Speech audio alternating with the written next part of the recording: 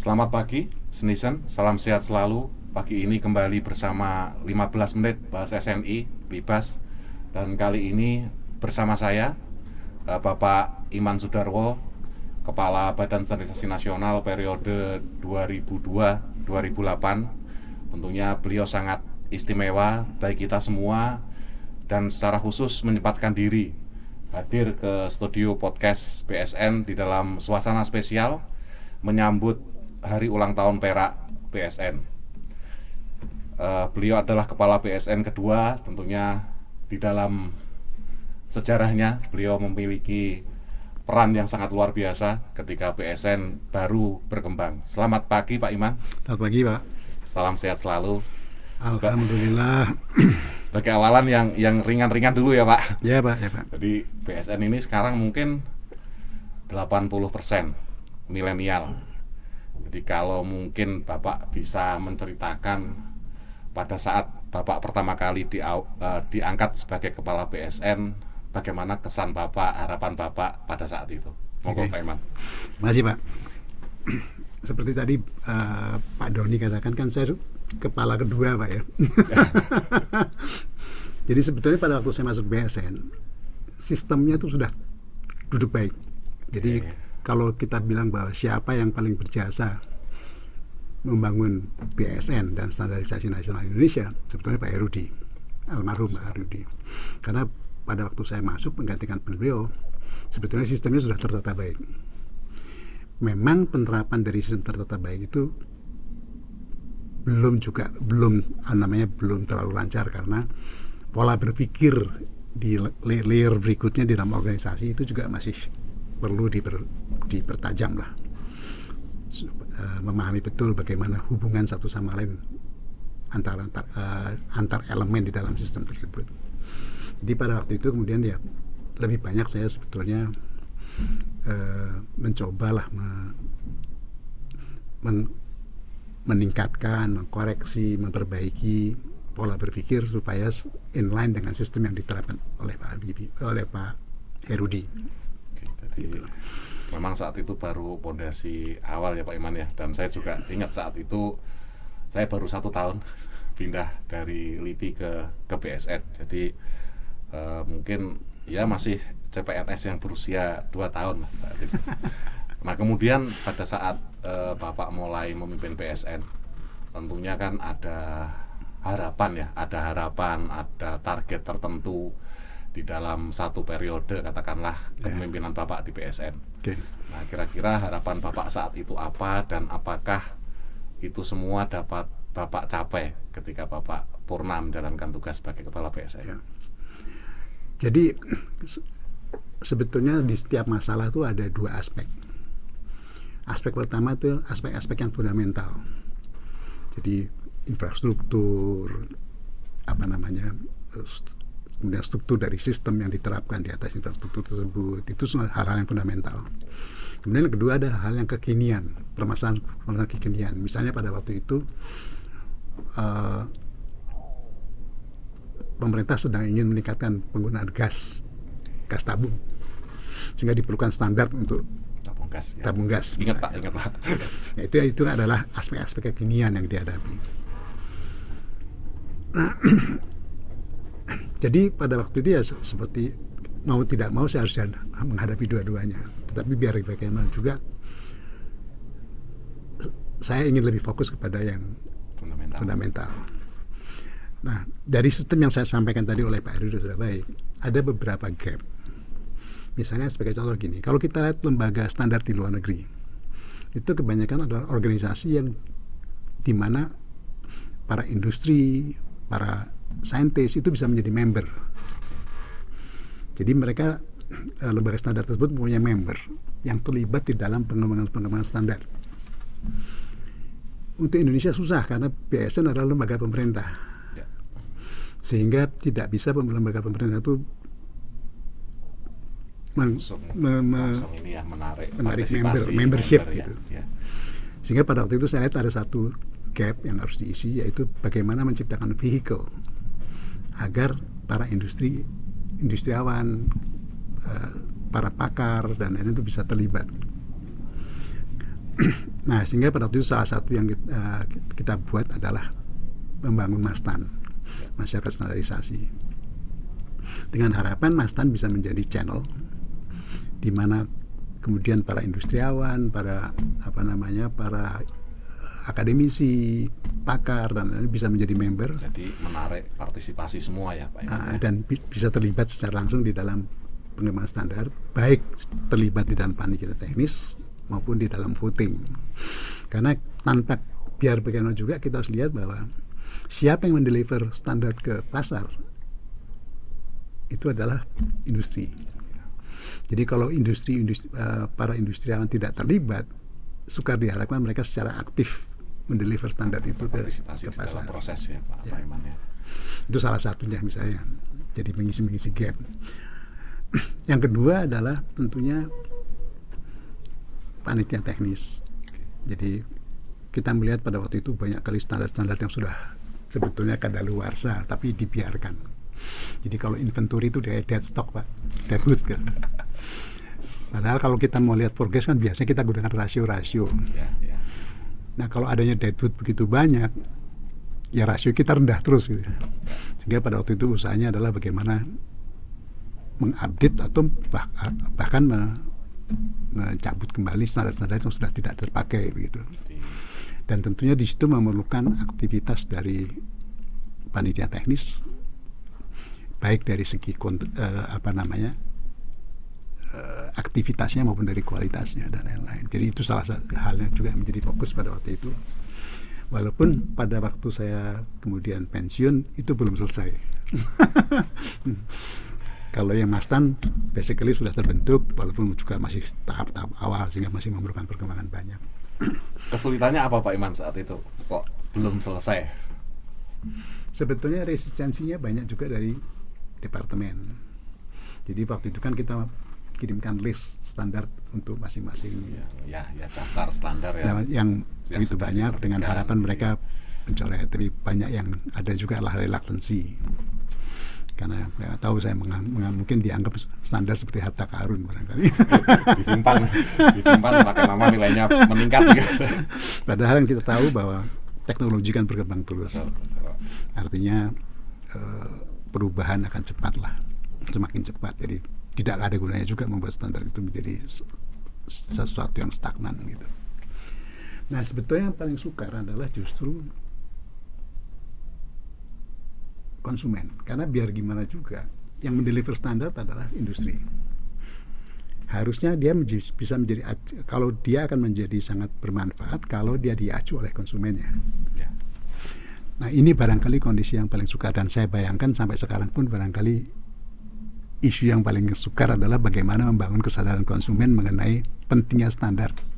Masih terjadi Pak. Ya.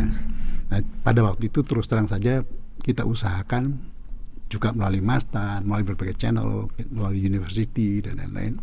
Tapi waktu itu saya harus akui bahwa progresnya masih sangat sedikit lah.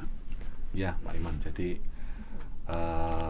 kalau kita melihat perjalanan PSN ya, dari mulai DSN dirintis oleh almarhum Pak Erudi, kemudian Bapak melanjutkan, kemudian kalau di saat ini kan kadang-kadang juga masih masih banyak pendapat gitu ya, atau bahkan para ahli yang cukup populer, kemudian ada pernyataan juga bahwa standarisasi kemudian akreditasi itu apakah memang benar-benar bisa meningkatkan mutu dan daya saing. Kalau menurut Bapak seperti apa Pak pendapat seperti itu?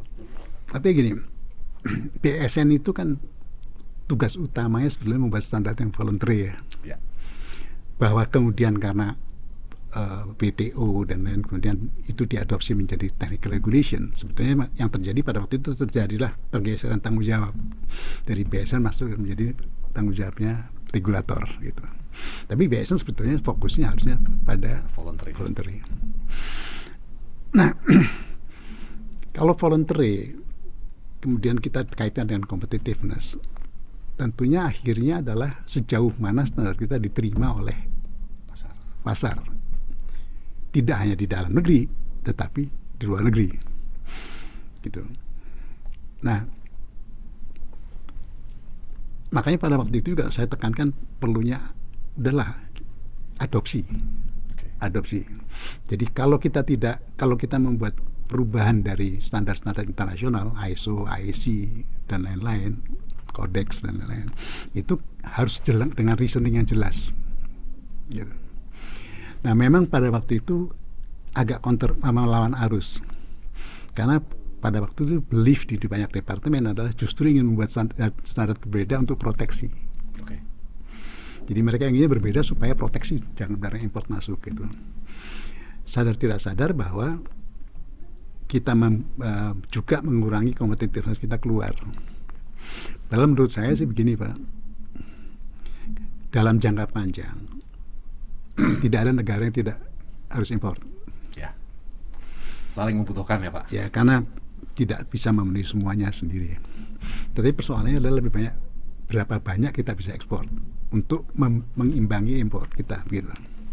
Nah, jadi kalau kita berpikir protektif itu sebetulnya dalam jangka panjang menurut saya kurang baik, karena itu sebetulnya semacam memanjakan produsen kita sendiri. Jadi mereka itu jadi spiritnya kurang untuk berkompetisi keluar gitu.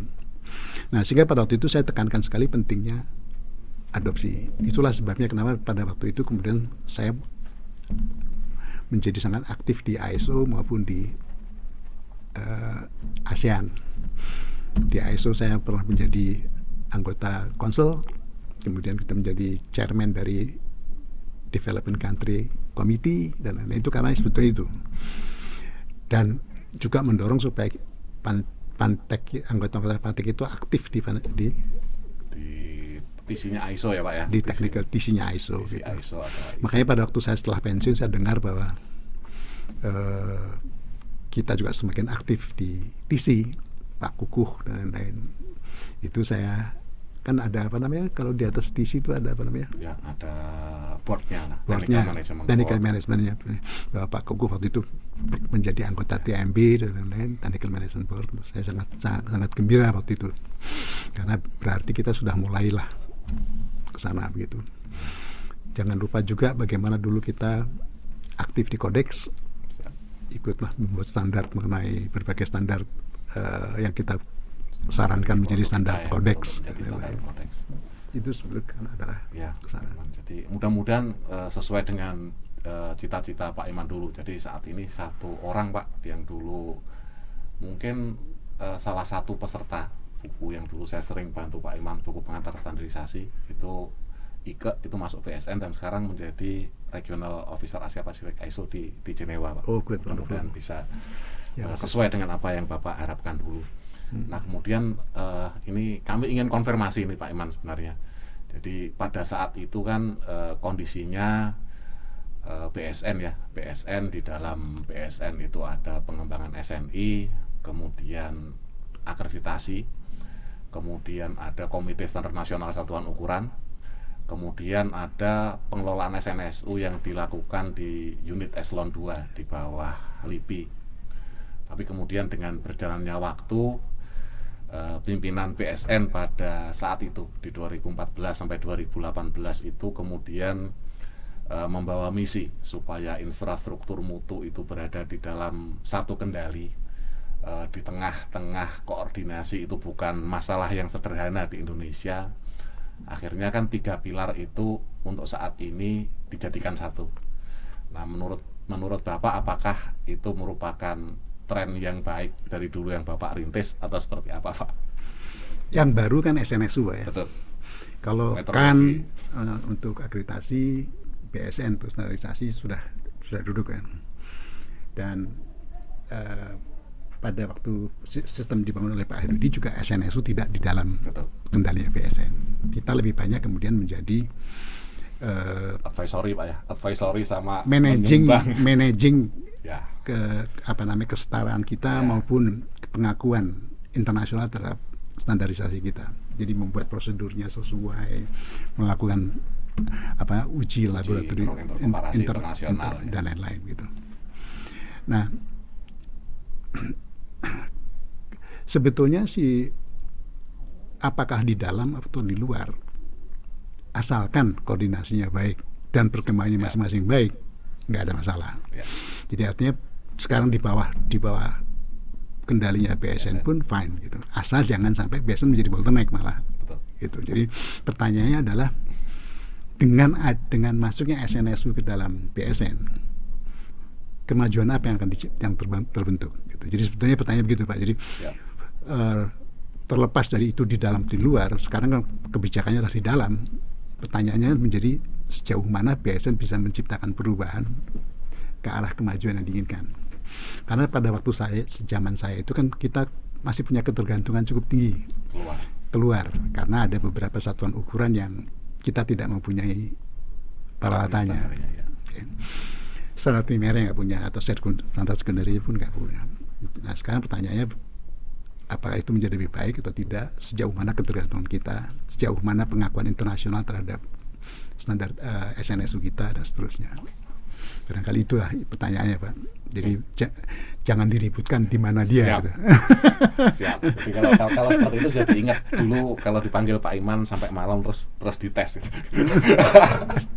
Ini terakhir Pak Iman. Jadi dengan semua yang telah kita alami, kemudian di BSN juga para milenial, kemudian eranya juga mau tidak mau kita harus bergeser ke IT ini. Ini terakhir mungkin pesan Bapak untuk para milenial di dalam pengembangan standarisasi, kemudian juga terkait dengan pemanfaatan IT ini seperti apa, Pak? Ya, itu concern saya. Karena saya melihat bahwa peran IT di dalam industrialisasi itu semakin tidak bisa dihindarkan. Kita lihat sajalah dalam bisnis sehari-hari lah, e-commerce, e-banking dan seterusnya itu berkembang dengan cukup cepat, walaupun kalau dibandingkan dengan banyak negara kita masih cukup tertinggal, tapi progresnya cepat dan perubahan yang diciptakan bukan akan semakin lambat tapi akan semakin cepat. Nah, ada beberapa aspek yang sangat penting tentunya. Nomor satu adalah biar bagaimana juga sangat tergantung pada interoperability antar aplikasi-aplikasi atau antar sistem-sistem IT. Jadi dan untuk menjamin interoperability secara nasional tentunya sangat memerlukan standar gitu. Kemudian juga mengenai security. Memang sebetulnya gini Pak, security ada dua sisi gitu. Kalau security standar tentunya gampang ditolong namanya. Gampang dibongkar Pak ya, gitu kan. Jadi kan antara orang yang mengembangkan security dengan orang yang mencoba membobol security kan selalu berlomba kan begitu. Nah, tetapi paling tidak aspek-aspek mengenai bagaimana menilai suatu security dan itu tentunya diperlukan panduan-panduan standar supaya memudahkan industri ataupun perbankan ataupun berbanyak lembaga-lembaga lain itu bahkan pemerintah gitu ya untuk tahu bagaimana caranya mengelola security secara baik. Teknologinya barangkali tidak bisa distandarkan. Beda dengan interoperability. Kalau interoperability teknologinya perlu distandarkan. Dan jadi itu aspek kedua security. Ya tentunya banyak lagi lah hal-hal lain yang sangat memerlukan standar. Permasalahan utamanya adalah bahwa teknologinya berkembang sangat cepat. Jadi standarnya itu sangat dinamik harusnya begitu. Nah saya nggak tahu apakah BSN mempunyai expertise cukup tidak untuk mengikuti itu. Karena walaupun ada technical committee, tapi sebaiknya sih BSN punya juga ahli-ahli begitu. Ya, makasih Pak Iman. Jadi pesan terakhir nih bahwa bagaimanapun juga BSN memerlukan personil yang kompeten, personil permanen yang kompeten, sehingga dapat mengendalikan, dapat mengkoordinasikan pengembangan standarisasi dengan sangat baik. Bisa menstimulan. Terima kasih Pak Iman. Jadi baik Pak. Terima kasih banyak. 15-20 menit yang rasanya luar biasa bagi saya karena di mungkin sekitar 20-15 tahun yang lalu kalau sudah dipanggil Pak Iman tuh rasanya deg-degan. Tadi Pak Doni itu guru saya loh. Saya tuh belajar meteorologi dari Pak Doni. Rasanya deg-degan kalau udah sore kemudian sekretariat kepala, Mas dipanggil Bapak, waduh udah rasanya beda. Padahal dipanggil untuk belajar saya kan. Saya belajar meteorologi dari Pak Doni. Jadi terima kasih Pak Iman atas waktu dan perkenannya hadir di podcast kami menjelang sama-sama, Pak. 25 tahun BSN dan untuk teman-teman semua khususnya para milenial terus semangat untuk menjadi yang standardizer yang kompeten. Salam 25 tahun PSN dan mari bersama berkontribusi untuk negeri. Terima kasih Pak Doni, mudah-mudahan membantu. Terima kasih Pak Iman.